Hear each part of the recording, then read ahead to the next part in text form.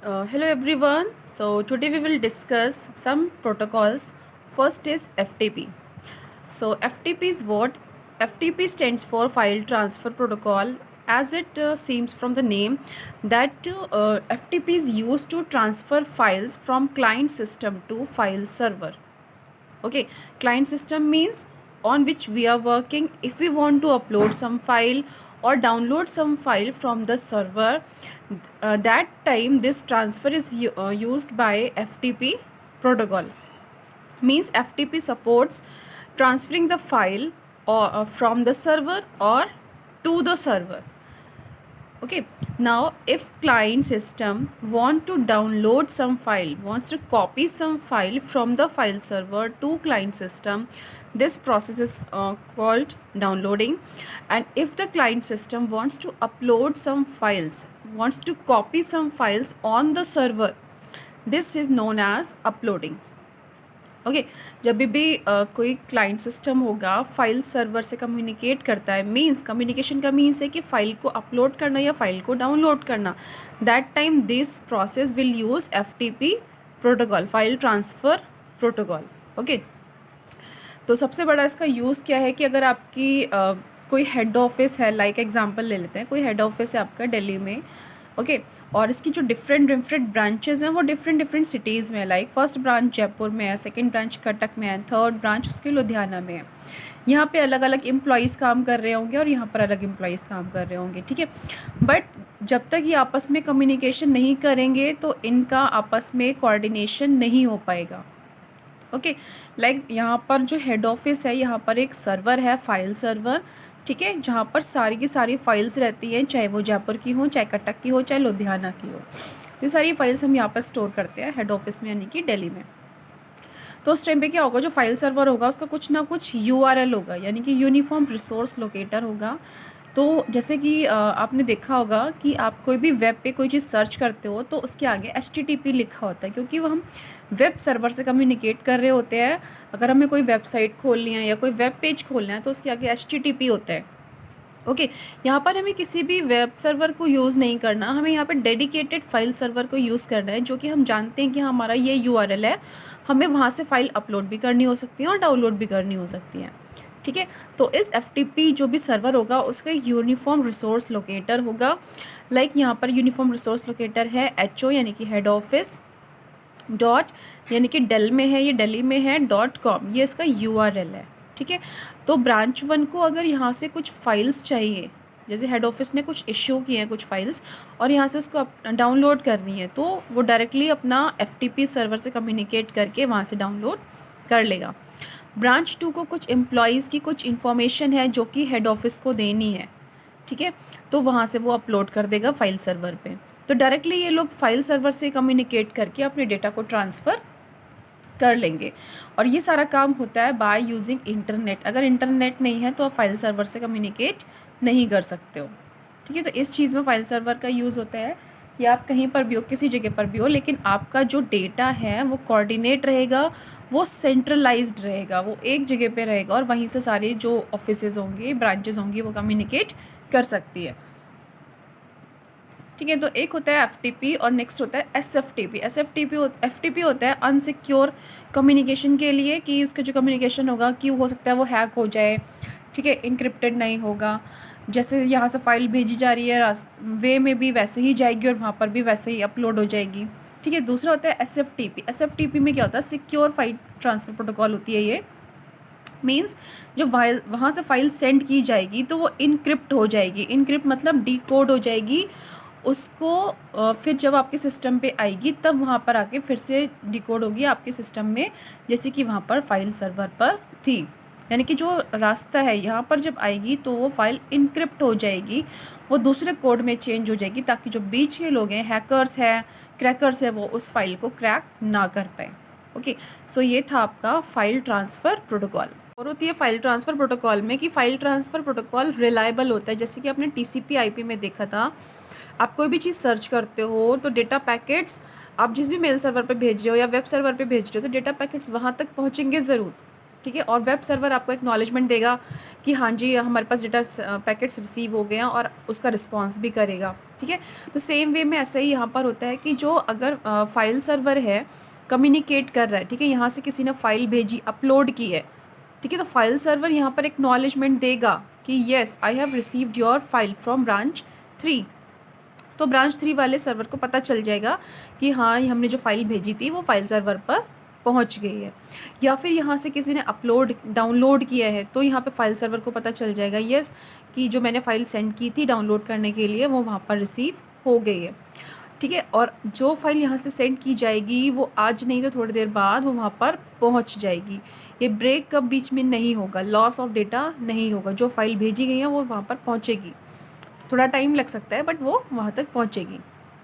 अगर नहीं पहुँची है, अगर कुछ हो गया प्रॉब्लम, नेटवर्क कनेक्शन ब्रेक हो गया या कुछ प्रॉब्लम हो गया, ट्रैफिक सिग्नल ज़्यादा है, तो उस टाइम पे क्या होगा कि ब्रांच जो यहाँ का सर्वर होगा वो दोबारा से रीट्रांसमिट करेगा फाइल को। जब तक उसका एक्नॉलेजमेंट नहीं मिलेगा तो वो उन फाइल को दोबारा से रीट्रांसमिट करेगा। तो बहुत कुछ ये TCP IP के बेसिस पे भी काम करती है बट मेनली ये फाइल को ट्रांसफ़र करने के लिए काम करती है।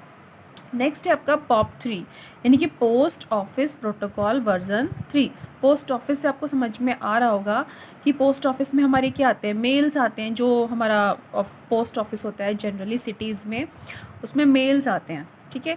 तो वहाँ से एक पोस्टमैन आता है जो भी अगर हमारा कोई मेल आया, लेटर आया तो वो हमारे घर पर डिलीवर करके जाता है, ठीक है। तो पॉप का भी यही काम है कि जब हमारे मेल पर कोई लेटर आया यानी कि मेल आया है तो वो हमारी मशीन पर, हमारी क्लाइंट मशीन पर उसको डिलीवर करेगा, ठीक है।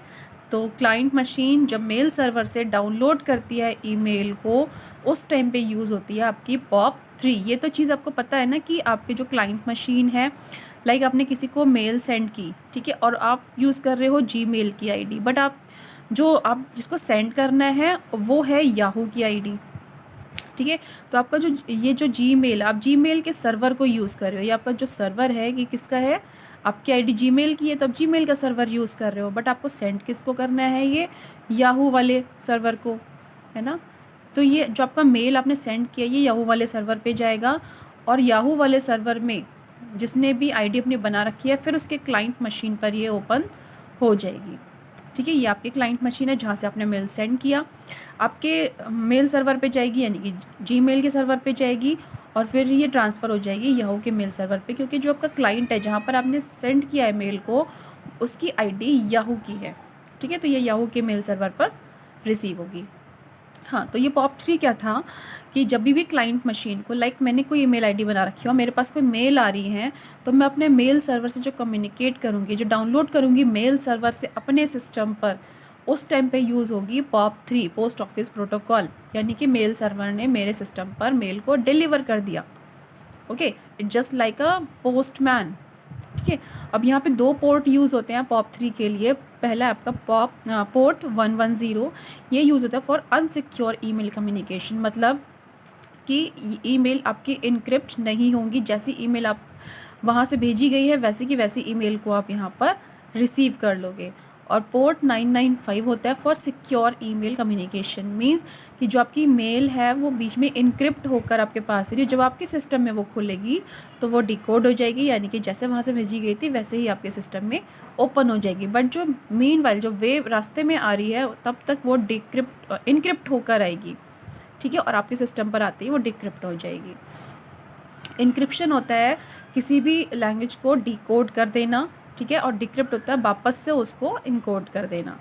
तो ये था हमारा POP3। POP3 is use to fetch the email from the mail server on your client machine. Now we will do SMTP. SMTP stands for Simple Mail Transfer Protocol and it is used for sending mail from client machine to mail server.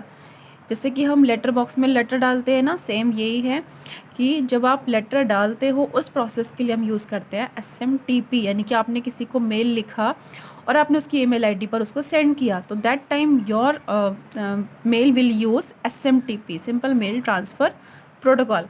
Receiving के time पर POP3 and transferring के time पर SMTP. So client machine is transferring some mail to mail server. So that time this mail will use SMTP while using internet. This port 25 for unsecure communication and port 465 for secure or encrypted communication.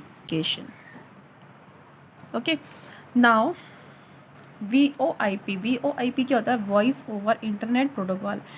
Voice over internet protocol का मतलब है use to transmit voice communication over network. जैसे कि आप phone पर बात करते हो, फ़ोन पर आप बोलते हो, लिखते नहीं हो, और वो दूसरी साइड में वैसा ही सुनाई पड़ता है, बट आप ये करते हो टेलीफोन मीडियम के ज़रिए, यानी कि आपका जो भी वायर्ड केबल है या फिर वायरलेस केबल है उसके साथ. बट यही काम जब इंटरनेट पर होता है, यानी कि जब आपने एग्जांपल इसका सबसे बड़ा, कि आप व्हाट्सएप पे जो वॉइस मैसेजेस भेजते हो, व्हाट्सएप आप यहाँ पे यूज़ कर रहे हो, यहाँ पर आपने कोई वॉइस मैसेज रिकॉर्ड किया और आपने इंटरनेट के थ्रू इसको दूसरे नंबर पर सेंड कर दिया, तो वैसे ही वॉइस वो वहाँ पर पहुँच जाती है. यानी कि इंटरनेट के थ्रू क्या जा रहा है? वॉइस जा रही है. लेकिन हम तो जानते हैं कि इंटरनेट के थ्रू सिर्फ डेटा पैकेट्स जाते हैं, है ना, TCP/IP के थ्रू डेटा पैकेट्स जा रहे हैं. तो क्या होगा, यहाँ पे जो वॉइस होगी उसको कंप्रेस करके डेटा पैकेट्स में, यानी कि 0-1 वाली कोडिंग में कन्वर्ट करते हैं और डेटा पैकेट्स में पुट करके दूसरे सिस्टम पर हम यहाँ पर ट्रांसफ़र कर देते हैं. और जब जब वॉइस जो है आपकी दूसरे सिस्टम पर पहुँचती है, दूसरे फ़ोन पर, मोबाइल पर, किसी पर भी पहुँचती है, तभी डेटा पैकेट सारे अनपैक होते हैं और जैसी कि वॉइस आपने यहाँ पर रिकॉर्ड की थी वैसी की वैसी वॉइस यहाँ पर पहुंच जाती है. तो ये होता है जब हम वॉइस मैसेज कोई रिकॉर्ड करते हैं, या फिर जो आपने देखा होगा कि व्हाट्सएप पर हम वॉइस कॉल यूज़ करते हैं. ठीक है, जब हम इंटरनेट से कनेक्टेड होते हैं तब भी हमारी व्हाट्सएप पे वॉइस कॉल होती है, अदरवाइज़ नहीं होती है. ठीक है, अगर एक सिस्टम वॉइस कॉल कर रहे हैं यहाँ से, ठीक है, बट दूसरे सिस्टम का नेट ऑन नहीं है, इसका तो नेट ऑन है, बस दूसरे सिस्टम का नेट ऑन नहीं है, दूसरे जो भी आपका फ्रेंड है वो जो फ़ोन यूज़ कर रहा है उसका नेट ऑन नहीं है, तो आप यहाँ से तो कॉल करोगे, वॉइस कॉल वहाँ तक जाएगी, बट आपके जो फ्रेंड है उसको ये पता नहीं चलेगी. उसको कब पता चलेगी? जब वो नेट ऑन करेगा, तब ये वहाँ पर मिस कॉल जैसे दिखेगी. ओके, तो ये प्रोटोकॉल होती है हमारी VoIP, यानी कि voice over internet protocol. Internet का यूज़ करके जब हम वॉइस को ट्रांसफ़र करते हैं या रिसीव करते हैं, that time this will use VoIP.